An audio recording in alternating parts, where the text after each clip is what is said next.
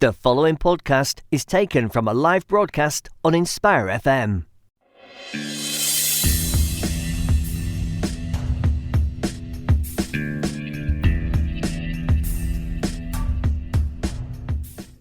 Assalamu alaikum and welcome to the Book Club Show on Inspire 105.1 FM. My name is Imrana. It is Tuesday the 10th of September and it is 10 o'clock.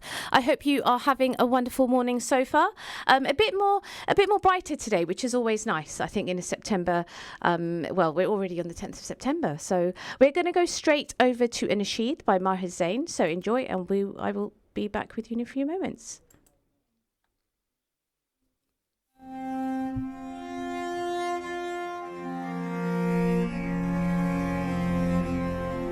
खुदा हाजिर है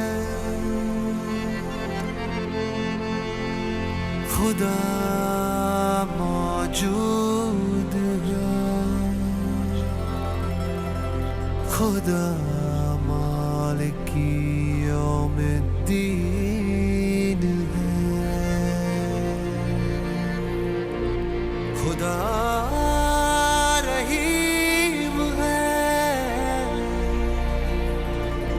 बस तू ही करीम है एक तू ही हक है मालिकुल मुल्क हकुल यकीन है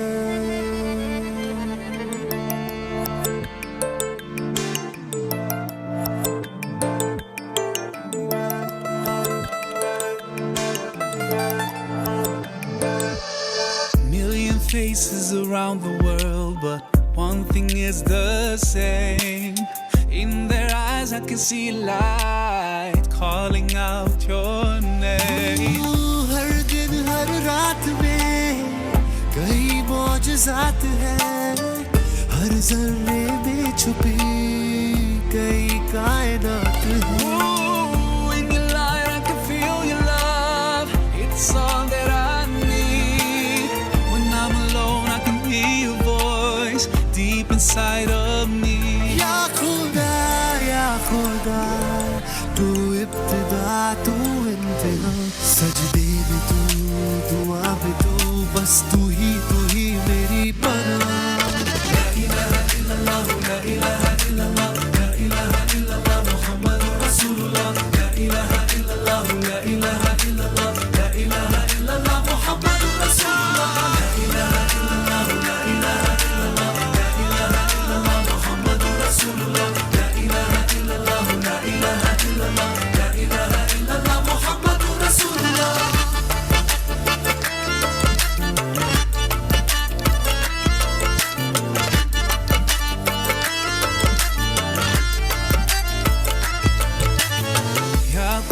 You're the answer, you're the one that I seek. You're the shelter from the rain, you're my strength when I'm weak. अज़ल से चली है जो तेरी ही सच्चाई है रोशनी ये जो छाई है नूर की परछाई है In your light I can feel your love. It's all that I harmony that's inside of me ya khuda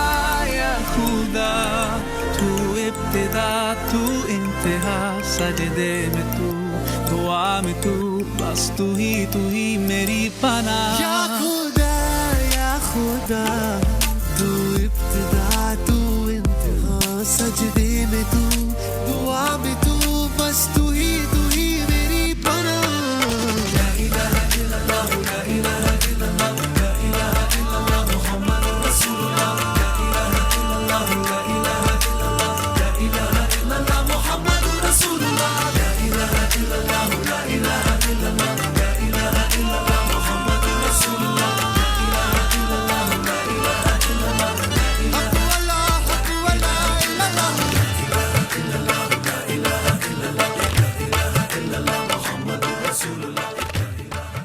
Assalamu alaikum and welcome back to the Book Club show Inspire 105.1 FM. It's just past 10 o'clock on the 10th of September. That was an nasheed by Maher Zain and Salim Suleiman called Ya Khuda.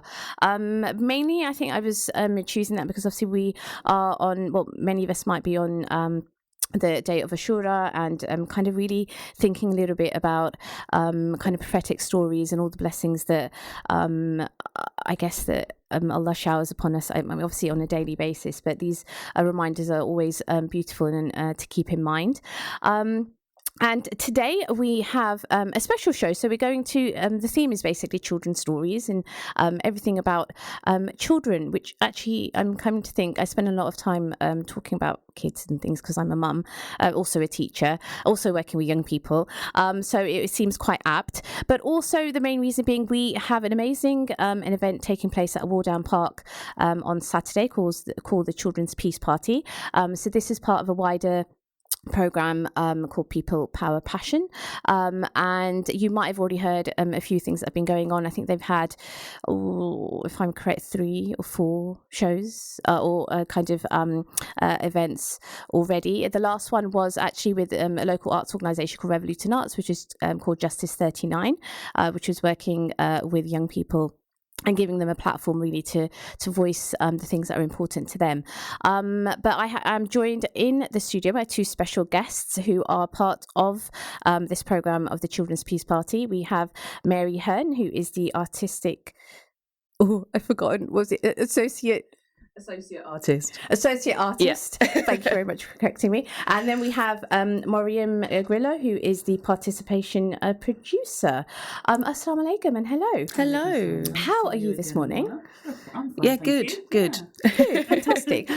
So shall we talk a little bit about, because obviously it is the book club show, and I thought it'd be nice to talk about, just favourite stories or favourite children's stories that maybe either we read as growing up or maybe that we know that some books that are popular at the moment with children. So Mary, if we start with you. Sure. What you want to talk about?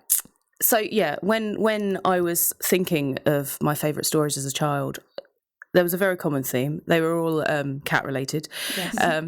So we had Fred, we had 16 a Sid, but I think I've stumbled, my favourite I think was I Want a Cat by Tony Ross. Yes. It's about a small girl. She is desperate for a pet, specifically a cat. Her friends have all got pets. Her parents are saying no. And so as a protest to really stand up for what she believes in, she dresses up as a cat and acts as a cat.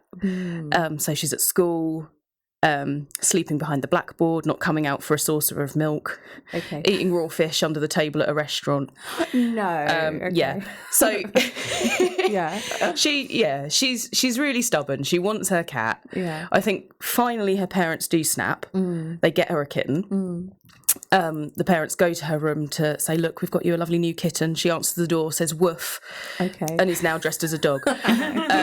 So quite fickle. Yeah. Clearly wanted a lot more than one pet. Yeah. And I can identify with that a lot. Yeah, that's so As someone who loves dressing up, any excuse for fancy dress. Yeah. And a complete cat lover and animal lover in general. Yeah, sure. It's totally an on-brand book for me. No. I completely agree. And kind of what do you feel about, so that's a story that you would have read, you said, as a child. So, sure. I mean, what do you think about reading? Like when, is it something you always enjoyed as, growing up? And then, how do you think it kind of helps, I guess, in kind of... Sure. I think stories are brilliant for so many reasons. It's brilliant for the imagination. As an artist, obviously, imagination is key. It's brilliant for practical things like spelling, although I'm still bad. But I think it's just it's a powerful way of communicating, I think. And I think children's books now are getting better and better. There's a lot more, like we were saying earlier, representation. Yes. There's some really quite meaty books to get into but are very approachable for a young age. Yeah, no, absolutely. And how about yourself, Moriam, in terms of how much did you spend a lot of time reading when you were younger? When I was younger, yes, I spent a lot of time reading I'm much older now, so I don't really feel that I have the time, which is a very strange thing to do because I'm halfway through An American Marriage, which is an amazing book about the relationship between incarceration and relationships in African America. So it's a really, really, really actually quite really interesting book. Quite slow in its pace, but very reflective. And I'm really enjoying that. But I should say, as far as reading is concerned, that I found out that I was dyslexic 2 years ago. So I often had an issue when reading with actually keeping up, having to reread sections again and again, fighting to kind of comprehend what they were saying and what I was getting from it. But now I kind of know, what's going on within me. It makes it a lot easier for me. So I'm sort of back on the reading again, which is really great. Because I think like last year as well, because I finished my master's in art therapy, and there was a lot of reading for that. So after that, I just like rebelled and read nothing for a very long time. But I guess there is that difference, isn't it, between reading for pleasure and then reading because you kind of have to. But that's really interesting for me though, because as a dyslexic person, I don't know if that was why, but I found reading reference books a lot easier than reading fiction. Oh, really? Because I'm reading sort of short bursts, and if I'm going there with a curiosity and inquiry, then I'm getting an answer. So I'm focused. Whereas when it was fiction, I had to think about, okay, what is the subtext? What is the author trying to tell me? Right. What's happening with the character? And I had to comprehend it on my own terms, but then try and comprehend what the author was trying to relate to me. So it was, for me, a lot more complicated. Yeah. Okay, no, that's really quite interesting, actually. But I guess we are all kind of on that journey. I think even for myself, I think, reading, I love reading even, when I was younger. But I just when I was going through, I typed in Google like the most popular books in the 80s and 90s, and things like Goosebumps and the story, and all these, and I was like, oh my god, I read all of these, and and it's so interesting because the I guess, I don't know, for myself, the genre of books I think maybe young people read, but it's nice, it's that kind of journey. And even when, with my children, one of them, sometimes I feel like I have to keep encouraging her strongly, read, and she's like, oh, but I don't really know what kind of books I like yet. And it was really this interesting statement to make, because actually that is what it is, I think. And I know sometimes, children might feel that schools are kind of, forcing things upon them, but it's actually to empower them to say, look, read a range of books, and then you're kind of going to find the thing that interests you most. Now, I know at the moment, for example, Michael Morpurgo, if I've pronounced that correctly, that's something I think young people I see reading a lot, and actually I like his style of writing. I think some of the content and, the kind of themes it's exploring are quite varied. I think they could be really appealing to, I guess, a lot of young readers, which is always really fantastic. So coming on to you, Moriam, what was your book that you were going to kind of mention? So it was such a long time ago, this book when I was a child. I sort of had a series of books that I was interested in. I was really interested in The Famous Five, Bobby Brewster, and there was a young girl, and I've forgotten her name now. There was a lovely young girl that got into a lot of trouble.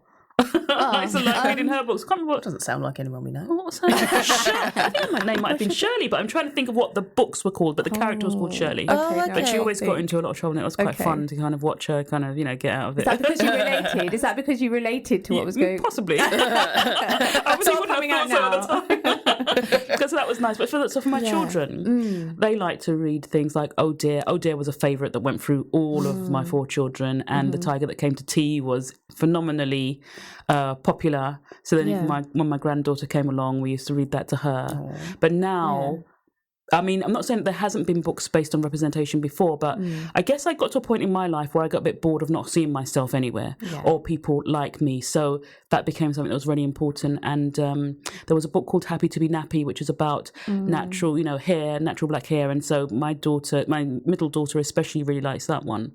And my daughter's really into something called Little Leaders, which is talking about empowered black women. Brilliant. Over the ages, actually. So we're talking about, over the last 40 years. And she really likes to read the book, and then she wants to see the real person on Wikipedia. Right. That's lovely though. So it's really giving her context or whatever. Course, so exactly. And I think it's just really important for young people to feel that they have a place, that they feel included, and that they feel represented. And so for me, that's huge. As far as books are concerned. Yeah, definitely. And I think even talking about, I know because the word kind of diversity and things like that gets thrown around a lot as well, especially we're all working in the arts, and it's something that is quite I guess relevant at the moment. So how do you think, I mean, what else do you think needs to be done then in that kind of way that, so we're making sure that books and reading and kind of that accessibility is for everybody? I mean, what do you think still needs to be done? Is it with the authors? Is it the publishers? Is it opportunities? Mary, what do you think? I guess it's a bit of all of them. I think we're going the right way. There just needs to be a lot more of it. Yeah, sure. Because it needs to be the norm. It needs to not be, oh, this is great because it's a really diverse book. It's representative of a certain group of people. It just needs to be everywhere where you stop noticing the diversity in quotes. Exactly,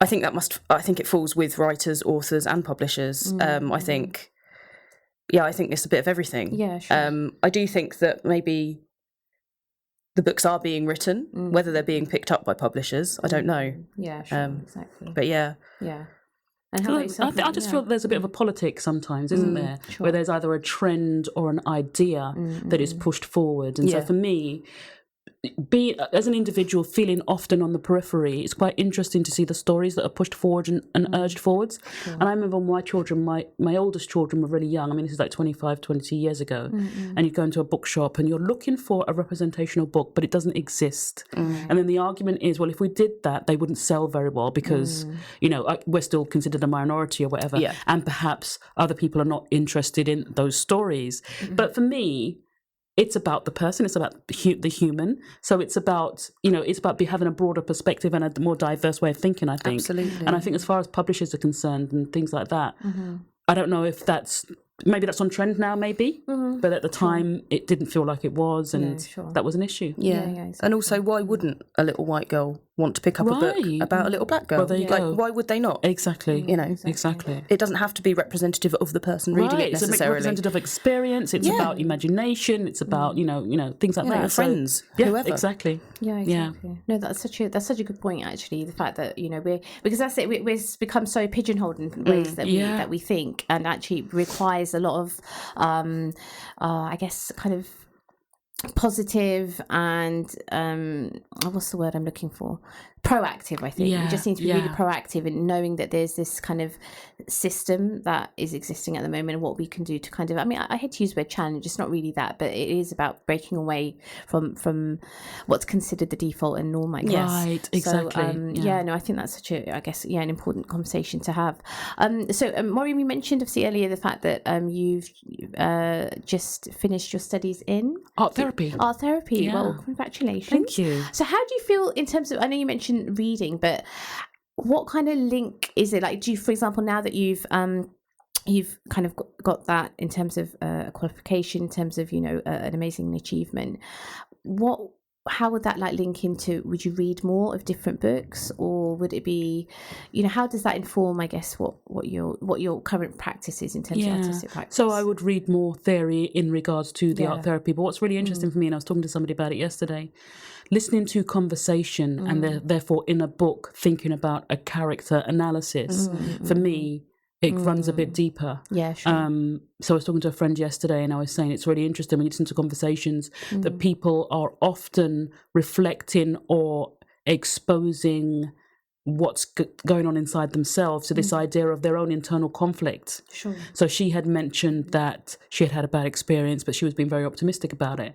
But people around her were being very pessimistic. And I thought that's really interesting that you can rise above that, transcend that, and be optimistic when some people can't. But that may be because it links into a deeper and a greater experience for them within themselves that they are still conflicted with that new experience. So sorry, I'm getting a bit deep here, but that's the kind of thing that happens if I sort of read a book or engage in things like that. So. No, awesome. That's great. And how about yourself, Mary? How would you think reading that you're doing now kind of informs what you're doing in terms of your practice in so I read a lot more I guess sort of factual stuff now.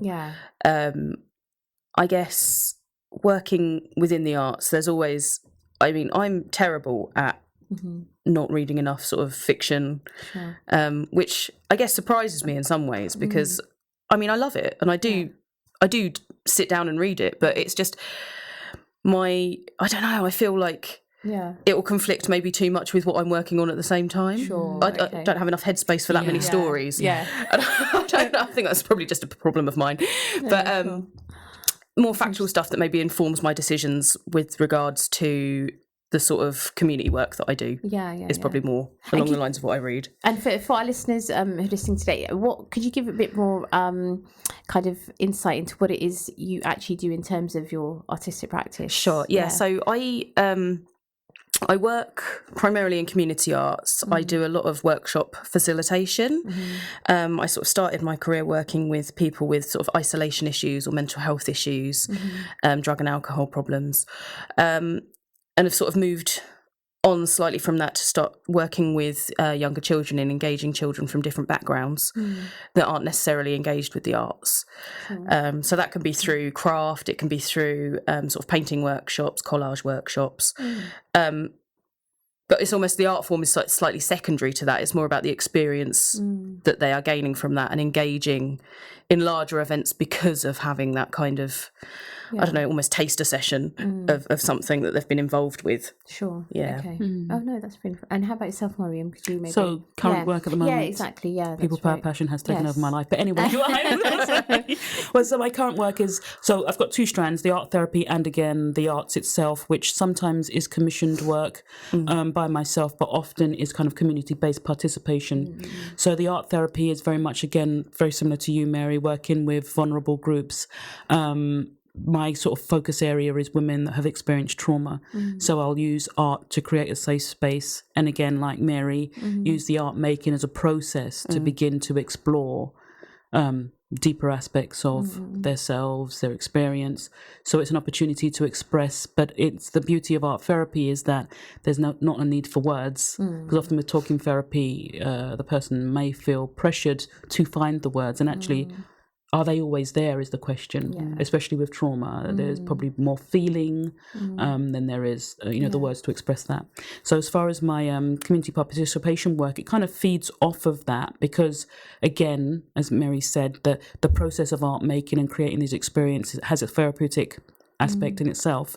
So being able to incorporate that in working in community and bringing people together, this opportunity to share stories, develops mutual stories through mutual experience, mutual exchange is really something that I'm really passionate about. Yeah. No, that's kind of really beautiful, isn't it? The idea that we can actually utilize all those different things, but this idea of therapy and just we all kind of have that sense of longing, I guess, to be able to not even just express ourselves, but even, like you said, any experiences, whether, if they've been traumatic, especially, that sense of maybe even catharsis. And I think the arts plays such a big role, in something like that. But what was interesting, what you said is about sometimes, not needing words. Yeah. And I think that's actually how sometimes, for me, reading really helps, because when I read maybe a particular book and I'll read a section and think, that's exactly right, and it's suddenly you've got a writer who obviously you've never met, but they'd be able to articulate something, how you're feeling, and those books are the ones that are kind of most resonate the most. Absolutely. And I mean, the book I was just really going to just touch upon briefly is called the Tales from Rumi. So it's been edited by A. Fuad Bilkan, and it's basically the Mathnawi selection for young readers. Now, so obviously Maulana Rumi, we know his poetry kind of transcends cultures and languages, and it's been translated, I don't know how many different languages. I think it's probably the top selling in the US. I think the last he's time the most I read. popular poet in the US, isn't he? Yes, or at least he was deemed to be. Yes, exactly. And I think this idea that there's a book that actually makes that poetry a bit more accessible to young readers, I think is really lovely. I can't actually quite remember what the age guidance for this is, but I would say it's probably for slightly older children. So I'd say maybe between maybe 9 onwards. I mean, I've got children who are 9 and 7, so with them I read them stories, but even I feel like I'll still need to go a little bit more depth just to break down, just to make sure that they've kind of understood. So I mean, the back of the book says Rumi is best known for his spiritual poetry, the whirling dance, and certainly for the stories he recorded in his magnum opus, the Masnavi, which is an astounding compilation of no less than 24,000 verses. So Tales from Rumi is a collection of best stories from the world classic. So again, I think it's just really important for me personally that when my children, anyway, when they're reading, that they're able to read a short story and try to kind of relate it back, or to something maybe that's happened in their own life, maybe something's happening with their friend and their best friend did something really horrible, or maybe the teacher said something and they're not quite happy about it, they don't know how to process it. I think this idea of having access to short stories which then explains what the moral is, I don't know, I kind of feel that can be quite it's something different, because you won't always get that in a normal kind of fiction book. So I think that's quite interesting in terms of this book, and this kind of relation to something which is a bit more spiritual, I think, is always quite important as well. So today we are on the book club show. I'm joined in the studio by Mary, Hearne and Moriam Grillo. And after the break, we were going to be talking a little bit about the Children's Peace Party, which is part of the People Power Passion programme in Luton at the moment. So we were talking a little bit about some of our children's favourite stories. So if you want to share any of your own, you can call in on 01582 481 822 or WhatsApp in on 07779 481 822. I will join you in a few moments. So go and grab yourself a tea or coffee. Assalamu alaikum. You're listening to an Inspire FM podcast, making available our popular programmes from our daily broadcast on Inspire FM.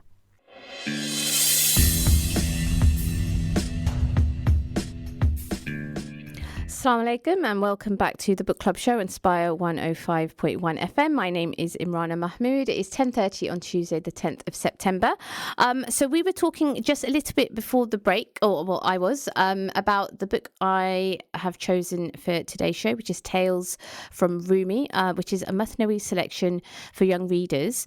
And I think I was just saying the idea that for me personally, for my children, I kind of like this idea that they have accessibility to an amazing poet and poetry such as Maulana Rumi's, and having that, I guess, discussion with them about what it means to not just be able to express yourselves, I guess, in verse, but then also the fact that there's a moral to everything. And I think that's kind of the remit of this book. So it breaks down the Masnavi into short stories, and then also at the end it kind of explains to the young reader about what the moral or what the meaning of it is. So I thought actually what I'll do is I'll just share one of the short stories just to give a bit of an idea. This one is called The Chinese Painters and the Anatolian Artists. Once upon a time, some Chinese painters and some Anatolian artists were arguing as to who were the better artists. The country's sultan decided to settle the dispute with an exhibition of their skills. He called both groups of artists into his presence and commanded them to take part in a competition to show proof of their art. In order to understand which of your claims is true, I'm going to test you, the sultan declared. The Chinese painters said to the sultan, "Then give us a room in which to paint, and give the Anatolian artists a room too." The Chinese took one of the two rooms facing each other, and the Anatolian artists settled into the other. A curtain was drawn between the two rooms, and the artists began to work. The Chinese requested 100 different colours of paint from the Sultan. The Sultan immediately fulfilled their wish. The Anatolian artists, on the other hand, used no colours at all and said, "Neither pictures nor paint are of use. What's important is first to clean up all the dirt." Behind the curtain, they began to cleanse their room from all filth and contented themselves with polishing all the room's walls. Days passed by. The Anatolian artist's room became as clear and bright as the sky. Meanwhile, the Chinese, who had requested various paints every day and painted colourful scenes, finished their art and, in high spirits, started to celebrate. The Chinese artists informed the Sultan they had finished and threw their doors wide to let him see their magnificent work in hundreds of subtle colours.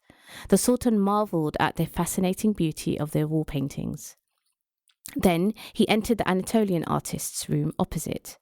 The walls of the room were completely bare. When the Sultan saw the empty walls, he was taken aback.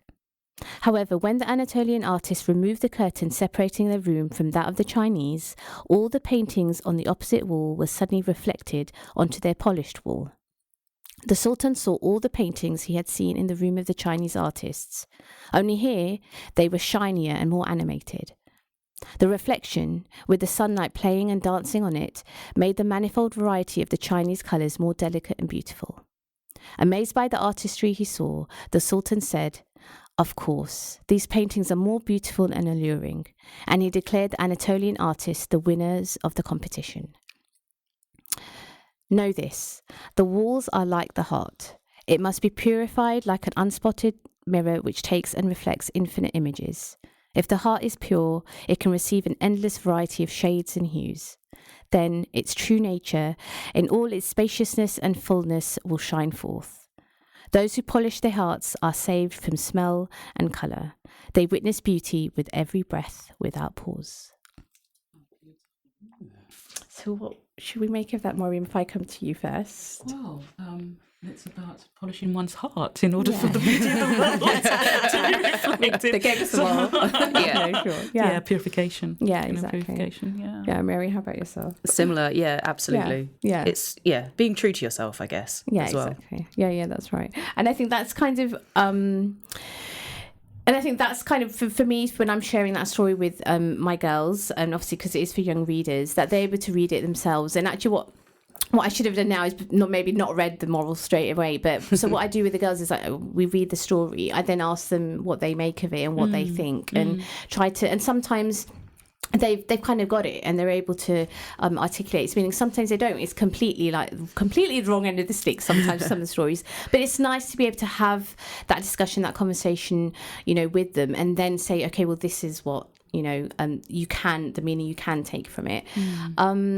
But I mean, how, does Rumi, Moriam, for you, does, the poetry inform any of your work or things that you kind of do? Yeah, I mean, I would say that Rumi informs my spiritual practice. Yeah, and I would say that there were times in my life where things were quite difficult, but Rumi created a space of ease and comfort. Yeah. So for me, Rumi is my favourite poet. Yes.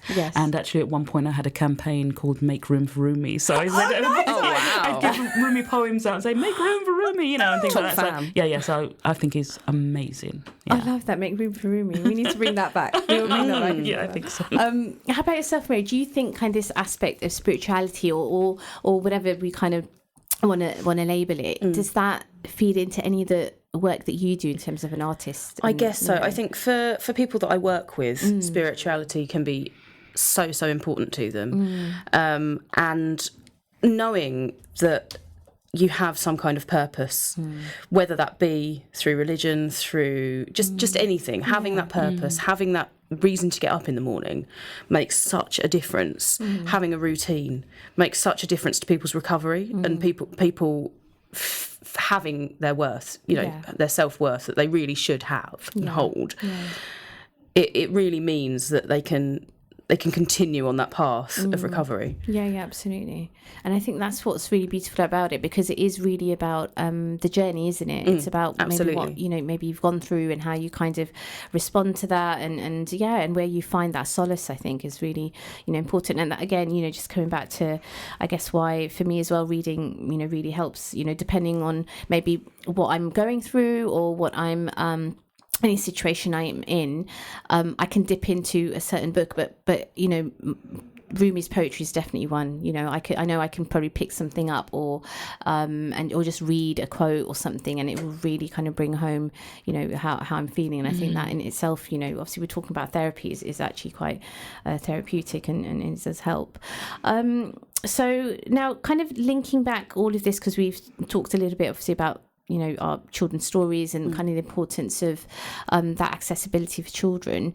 So you are obviously a big part of the Children's Peace Party, which is taking place on Saturday. So can we talk a little bit about that? I guess primarily, obviously, what it actually is and what's happening. Yeah, sure. But also, what's the point of it? Like, why? And obviously, I mean that in completely kind of good faith, but as in, why and what people are going to get by coming. So if we go to yourself, Mary, first. Sure. So I guess I'll start with what's actually happening. Yeah, fantastic. So on Saturday, it's 11 till 6, isn't it? Yeah, good, got that right. 11 till 6 all day, completely free series of activities for children of most ages, to be honest, actually. There's a real variety. So we've got printmaking. So we'll be printing our own tote bags with slogans. Yes. There'll be a games tent that is full of sort of games that you've heard of and games that you haven't, because they've been designed by some children from Chantry Primary School. Oh, fantastic. So we've been making their games. So they've designed them all around the theme of cooperation, working together, and of course around the theme of the Peace Day riots in 1919. We've also got circus. Nice. To sit and watch. So I think that'll be quite nice just to sit. We're planning having a nice area for everyone to just sit, have their picnics, watch the theatre, watch the circus. And then, theatre from Ricky Cycle and Tail Shakers as well, NGYT. Fantastic. And I think the idea is the kids are in charge for the day. We're just helping them along the way a little bit, but the kids are in charge. So the kids will be in the tents teaching how to play their games, teaching the printmaking skills that they've picked up last term at school. And I guess when you say, what's the point? It really is to, for me, inspire the next generation, or several generations away, into engaging in these sort of larger scale activity sort of days. I think it's really important to get kids interested at a young age. I think for many of us, you do a lot of art as a child, and then suddenly it sort of stops and tails off a little bit. For those of us that continue to do it, it's not necessarily seen as a career path, quite often seen as a hobby maybe. But actually, I guess inspiring kids that really do identify more with artistic skills rather than say more academic subjects at school, that actually they're still very valid, still perfectly good career choice for children, and it really is just about having fun and not taking things too seriously as well. No, I love that. Taking fun seriously, I think, is always an important thing. So it always works. I know. I've actually stolen that, so I should give credit to Jenny Williams, who's the project director of Revolutant, because she always loves taking fun seriously. So obviously, you are the associate artist. That's right. Children's Peace Party. Yourself, Moriam, you're the participation producer. So could you maybe just give a little bit of background on why is it called the Peace Party? Like, what is, I know Mary just mentioned the Peace Day riots, so maybe just give a bit of a background, and then maybe your kind of role in the event.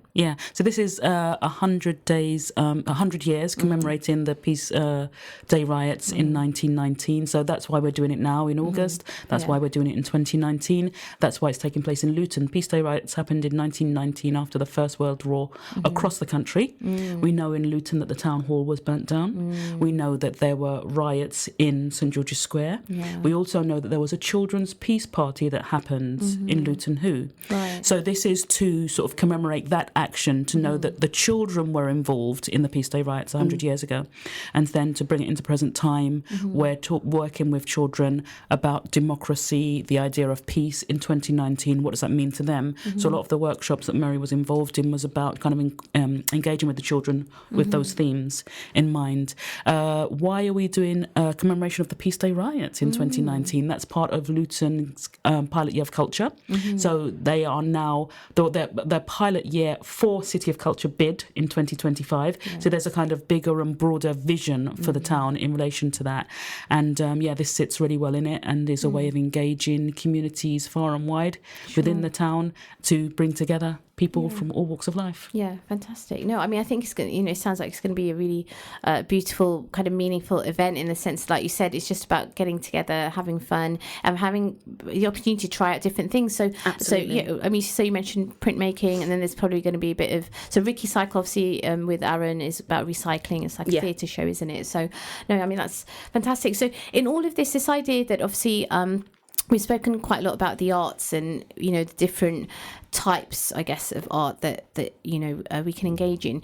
At what point, can, in terms of, because obviously it's the book club show, in terms of reading and literature, how can we reinvigorate that? Because we are in terms of Luton, especially if we talk about the term BME is always a bit problematic, but if, you know, in terms of those communities, you know, we need to kind of increase the literacy skills, I guess. I mean, that's what everyone's saying.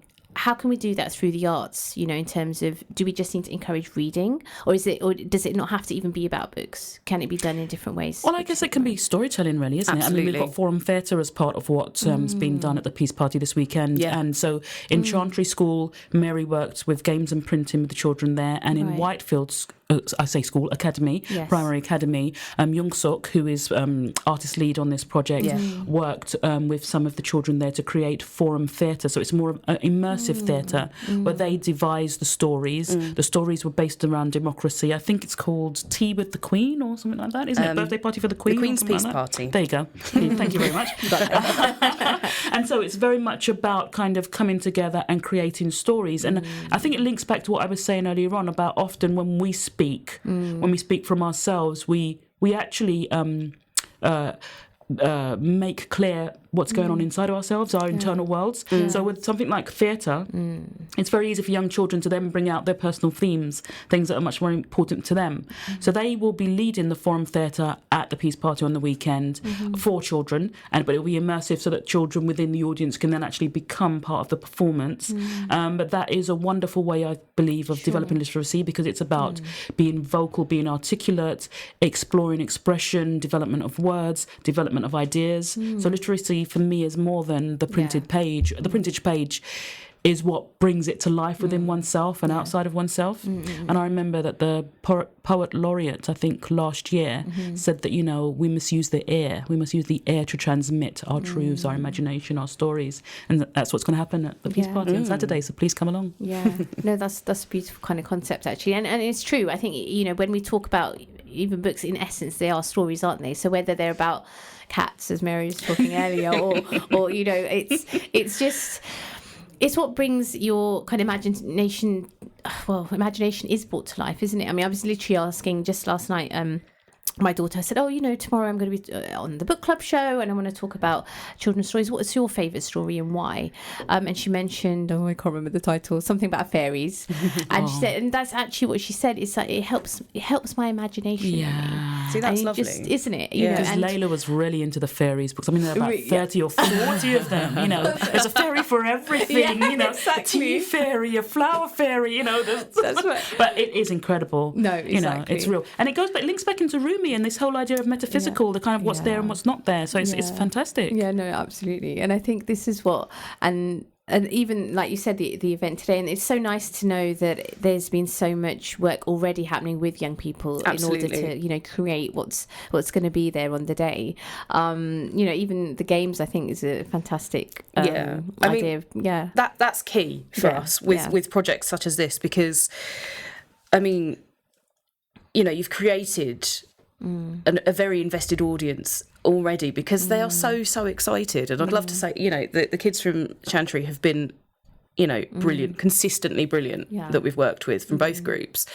And there's no sort of hesitancy with them. You know, you give them a project, they do it. Yeah. And it's fantastic. First time round, you know, and well, I think we can learn from that, because I think maybe we worry too much about, I know I do with my own artistic practice, worry about the outcomes. Yeah. Actually, take that fear away and just make, because you can. Yeah. You know? Yeah, absolutely. And so the children that come on Saturday will have opportunity to be creative themselves, because we've got the Flamingo Art Cart. Yes, Liz and Diana will be running that. About that? So the Flamingo Art Cart is a project. It was originally commissioned by Imagine Luton last year. Myself and Liz Aldous and also Diana Hurley have put that together. And now the Flamingo, it is just a huge shopping trolley shaped like a flamingo. No, you can tell when you drive it, because it does not go in one direction. There's a real flamingo in that trolley. But it's full of art materials. It's really quite magical. Her wings open up and you can create art on the surfaces. But they will be there creating peace doves. And people will be writing their own messages. And they will also be sort of wandering around the site with the flamingo. She's a bit of a star in her own right now, Flossie the flamingo. Oh, is it Flossie? Yeah, Flossie. I mean, I don't know if that was official, but that's what we call her. Fair enough. Oh no, that's lovely. So the theme is peace, as we know. And so, as you say, the Flamingo Art Cart will be talking about peace. And then the printing studio, children will be able to come there and again be creative again and actually make printing based on peace and their idea of peace, democracy, coming together, that kind of thing. So that'd be great. And then the games also is a kind of democratic thing where, you know, you have to work together towards an end. So it's really quite nice to bring in these quite complicated themes, as when you mentioned Rumi, but, you know, to filter them down so that children can understand them and engage in them and enjoy them. And we've also got this really wonderful thing happening. It's at 2:15 to 3:15, so it's only once during the day, whereas everything else is kind of scattered between 11 and 6. And it's by Clouds of Blessing. And you probably saw them at the July 19th, for they were on the stage for the big extravaganza. So it says that the Clouds of Blessing are celebrating peace in Luton. And as they come together, the clouds become bigger and shower blessings upon us. So it's a lovely kind of, you know, metaphor for peace and coming together. Yeah, no, that's so lovely. And be able to kind of visualise, I think that kind of concept is so great. And it's lovely to see actually how the different programmes are kind of integrating, you know, across the People Power Passion programme. So then what will, in terms of the bid for Luton, City of Culture, I mean, what are we hoping that will do? So if it's something that, you know, we work towards and, you know, I'm sure we deserve it as well. What could that say for our town or do for our town, do you think? Well, I think that, I mean, there are several different things, and they're not on the top of my head right now, but some different things that it will do in order to benefit the town. One of them is it will bring employment. It will bring people into the town, so then this kind of the economy, whether it's the nighttime economy, becomes enhanced.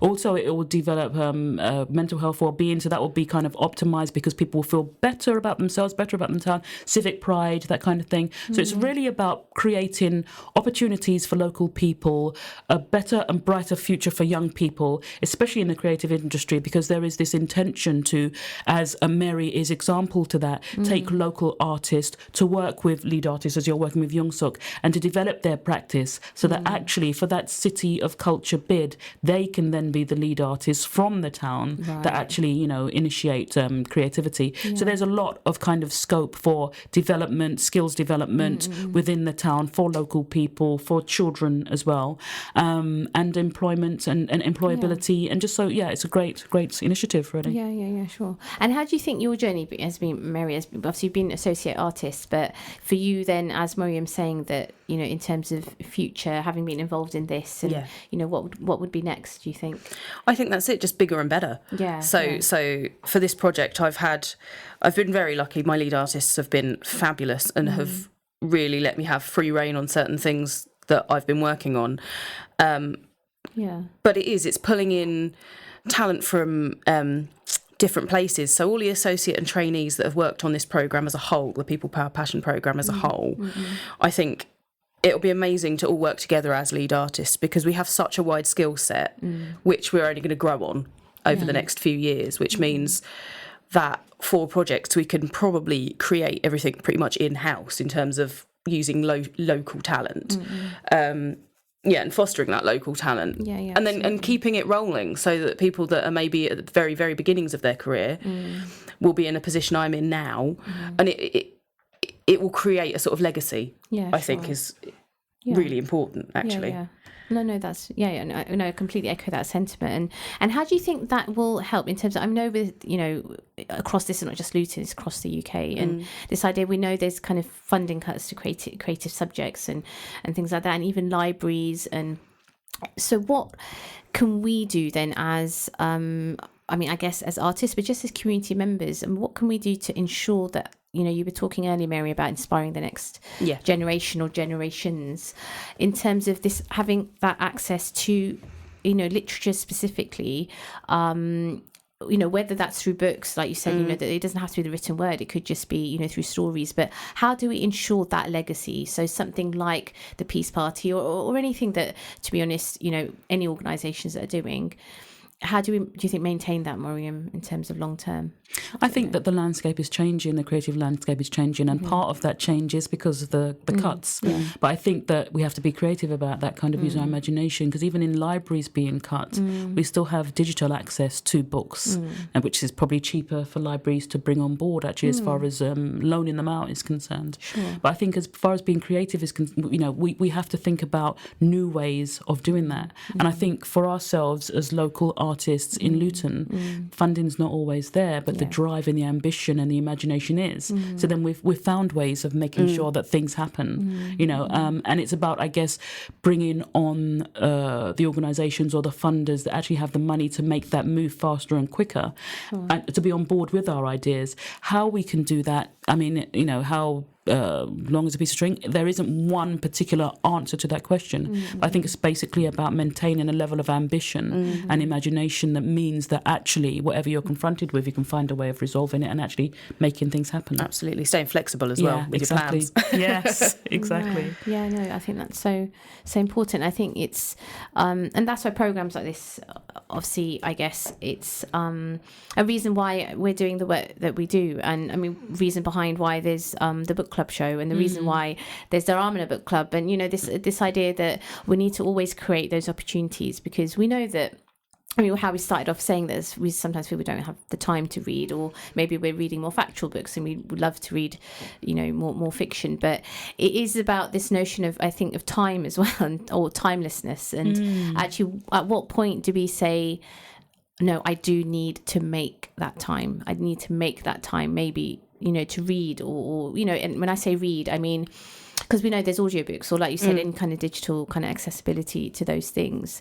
So how important, I mean, from today, I guess, Mary, what do you think you would do in terms of incorporating that kind of reading, in kind of quotation marks, into the time that you have? I mean, I think, and it's something that I've done a bit of, I want to do it more, is listening to, because audiobooks are fantastic, and there's so much variety now, whilst working. It means I don't have to physically sit down with the book or the tablet reading. It means I can actually get stuff done whilst listening to that. And actually it's a bit of an escape sometimes from what you're working on. If you are on a slightly monotonous task that you're doing a lot of, it can keep your brain active a bit, I think. Exactly. That's great. How about yourself, Moriam, in terms of from now, in terms of reading, and is something you're going to make time for, or I mean, I know you're saying you already do it. I've just literally just started to do it, so it's kind of like a new change in my habit, because I didn't have the time, didn't have the headspace in the past. But and there's something for me about bookshops. I love bookshops. Something for me so tangible about the page and the flicking of the page. So I have gone back. I used to sort of Kindle things and whatever, but so I've gone back to the actual physical book and the flicking of the pages and the lovely kind of off-white colour of the page and the text. So I'm really enjoying that. So romantic. And it's nice to actually to find time for that. Thank you so much for being on the show today. So that was a book club show with myself, Imrana, Mary and Moriam, and we will see you soon. Assalamu alaikum. Thank you for listening to our podcast. Why not tune in to our live stream at inspirefm.org and follow and subscribe to our social media platforms at Inspire FM Luton.